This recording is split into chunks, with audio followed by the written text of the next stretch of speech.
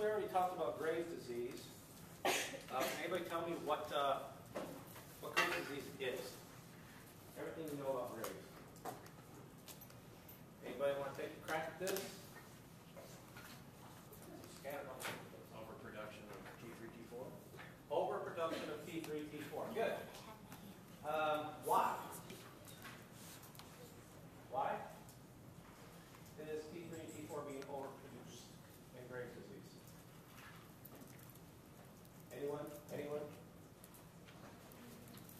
It is an autoimmune, exactly. And so those TSH receptors are being stimulated on the thyroid gland, making too much T3 and T4. And what are your symptoms going to be like then if you're making too much T3 and T4? Other than bug out. Increased heart rate is one, yes. Nervousness is another one. Increased metabolism. Increase everything practically. Increase everything practically. Unexplained weight loss. Unexplained weight loss. Okay, good. Yeah, increase everything. Everything is up, up, up, up, up. Good. Okay, what are some other things we talked about already? This is for you. And we talked about ACTH stuff.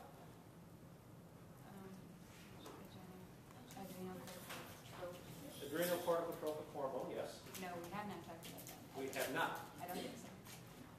Okay. Have we talked about growth hormone? Nope. Nope. Talked about anything. What slide number is this? What do we do for the first 42 slides? We had to have something we talked about.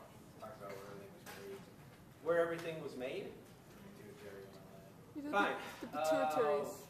The posterior and anterior pituitary glands. That's it. We talked anterior and posterior pituitary. Pretty much. 43 slides. Yeah. Nice.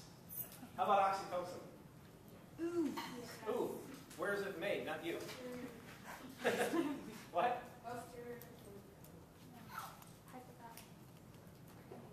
Some of these guys don't agree. Oh, made in the hypothalamus and then goes.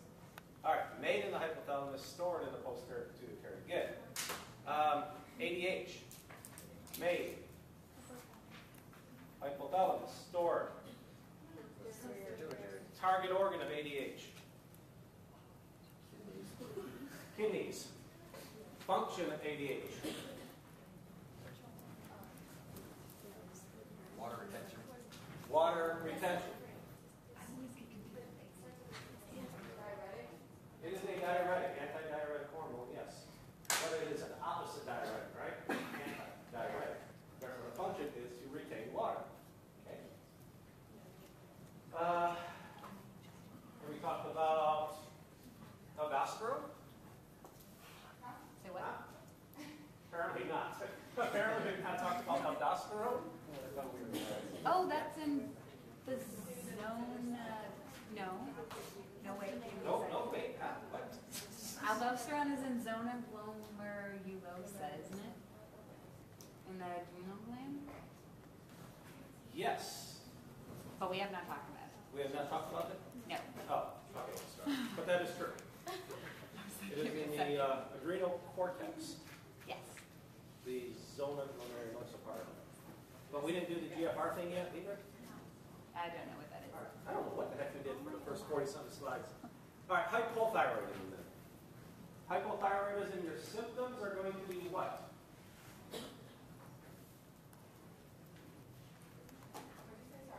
Huh? What did I say? I said, in hypothyroidism, what are your symptoms going to be in a person that is suffering from hypothyroidism? Slow metabolism. What else? Weight gain. Weight gain. Fatigue. You're going to get swelling of the thyroid and goiter in either one, hyper or hypo.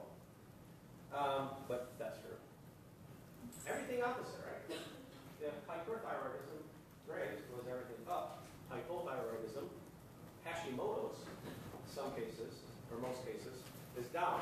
Okay, I did need to explain that difference between, you can have hyperthyroidism and not be Graves' disease, the autoimmune thing, and you can have hypothyroidism without it being the autoimmune Hashimoto's.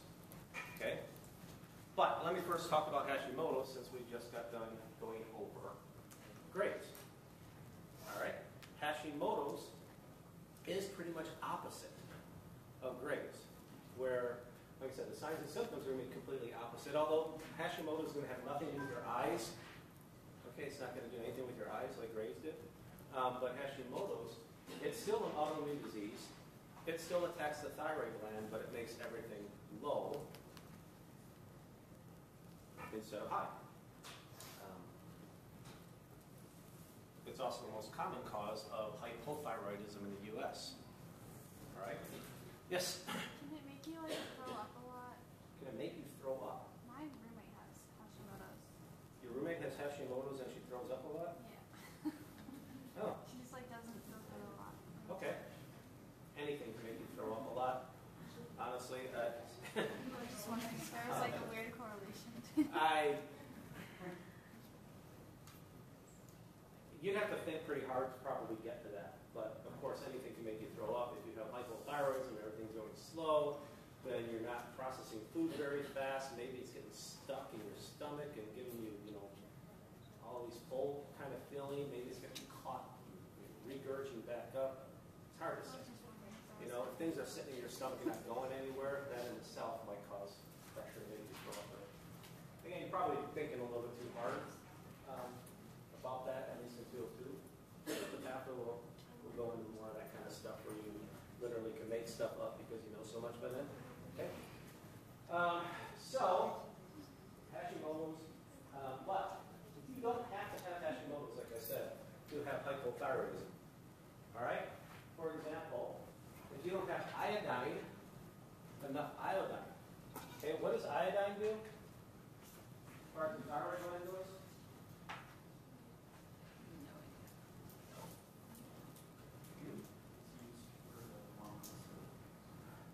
Exactly. Yeah, you need iodine to make thyroid hormones, as in T3 and T4.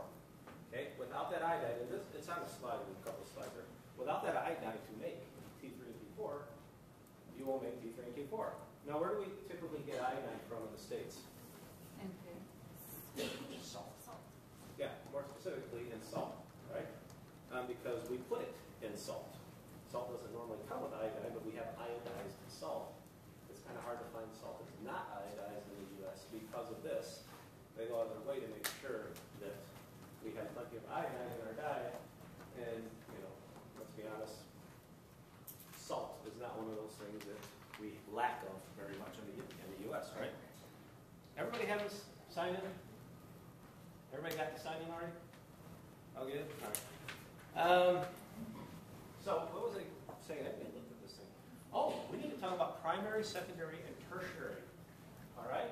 And this is the basic definition between primary, secondary, and tertiary disease. All right? If we're talking about thyroid, so what's made, what is this? This is my pituitary gland, right? That little thing right there. Which means this area up here must be my hypothalamus, right?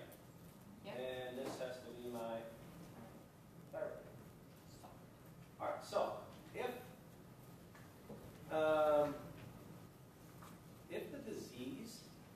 the problem originates where it's in the actual gland that kicks out the final chemical, the final hormone that is responsible for doing things like T3 and T4, we call that the primary organ, okay?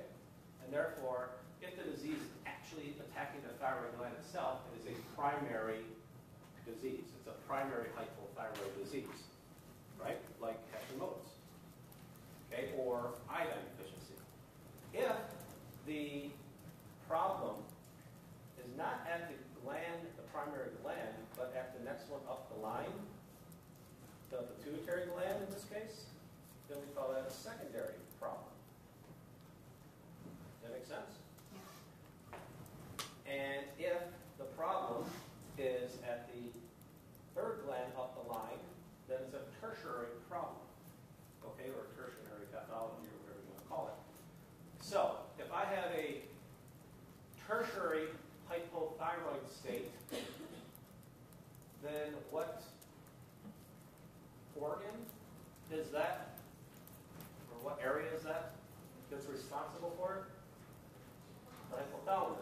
means I'm going to have a problem with what hormone, Thyrotropin releasing hormone. right?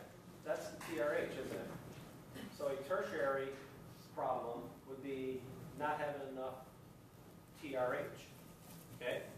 If it's a secondary problem, the pituitary, it's what hormone? TSH.